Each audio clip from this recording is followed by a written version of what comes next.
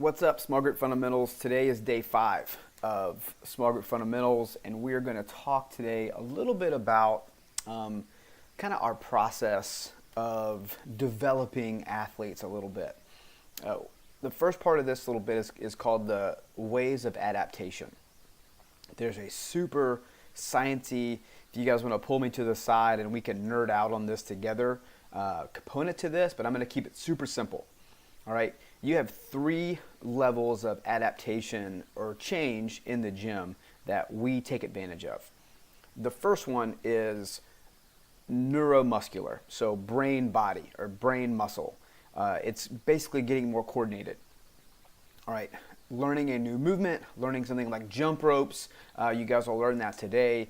If you haven't done it since jump rope for heart in elementary school, this is an opportunity to kind of relearn how to use your body, and you're gonna coordinate your brain, spinal cord, and muscles together to make that movement feel less awkward.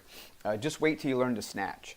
That's one of those ones where learning takes place a whole lot. The second wave of adaptation is, does the movement or does the workout we're prescribing to you do its intended purpose? So if I say do a heavy set of back squats for 5, does that get you stronger?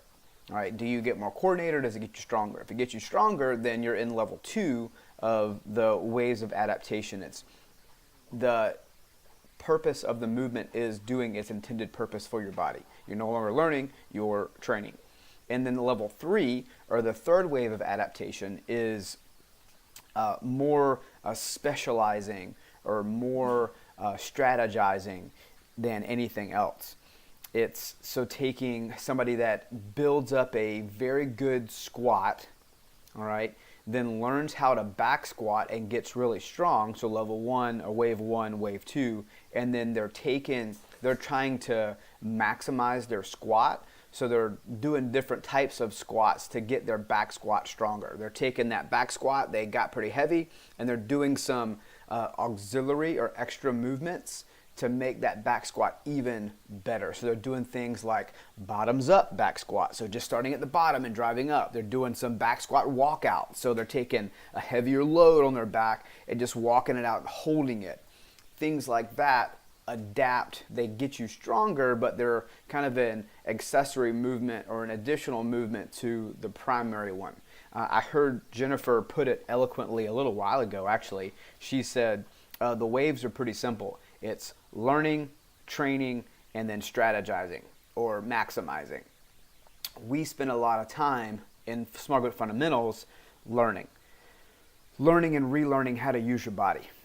And then we spend a lot of time in the gym training, eliciting that level 2 adaptation so that you can get for your body and for yourself the exercise's intended purpose.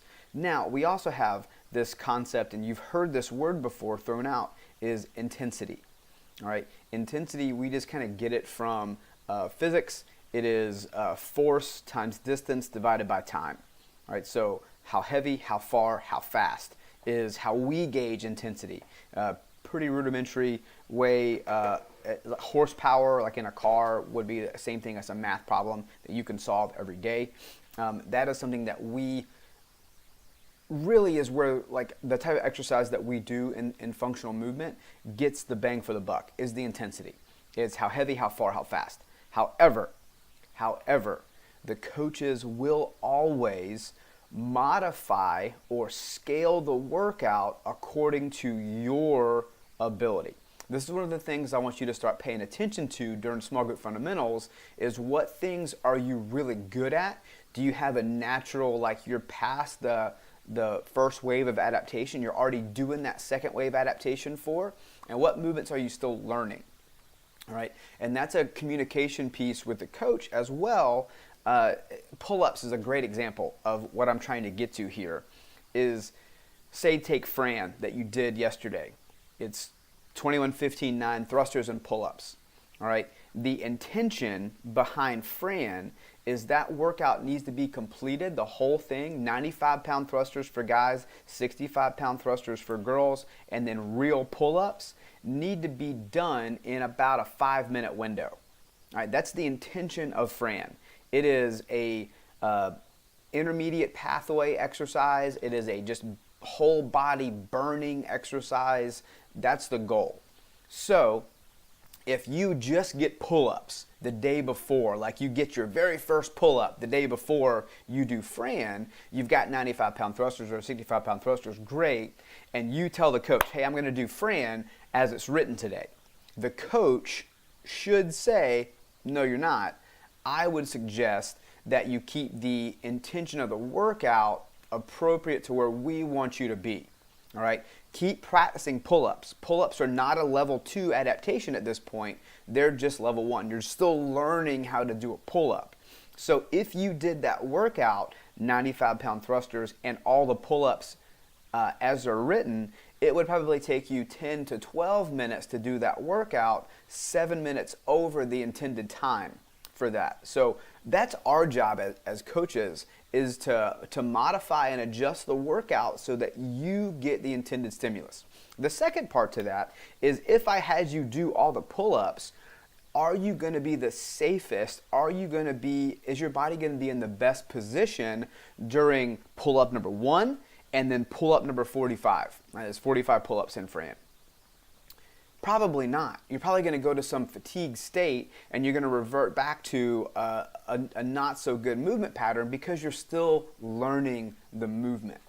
That's why having a coach is so important, because we're that unbiased third party that's going to be like, whoa, pull the reins back, Johnny.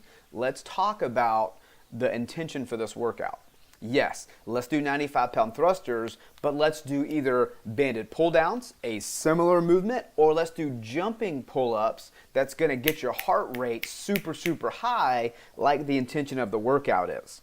Right? That's what we have. And then over time, through practice and repetition and asking questions and asking your coaches for homework and getting some extra things to do, then you will progress properly to be able to do pull-ups in a workout as they are written.